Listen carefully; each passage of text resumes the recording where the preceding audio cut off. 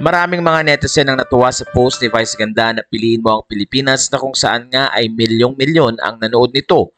Pero sa comment ni Zainab Harake na laro, maraming mga netizen ang tila hindi nagustuhan ang nasabing post na ito or comment ni Zainab.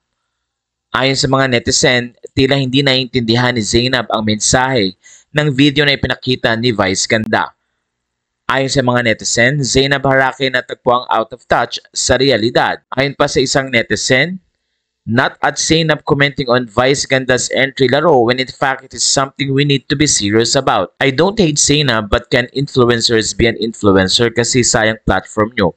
Kailangan ng mga Pilipino gumising sa realidad bago ang eleksyon.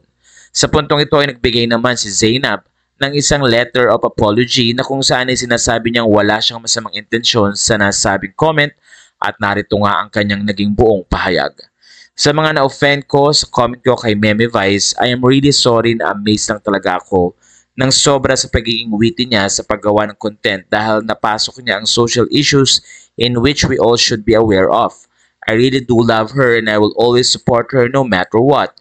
Nagkausap na din kami ni Meme Vice about this. Let's all support Meme Vice and let's continue to use our platform for better purposes and uplift one another and our country.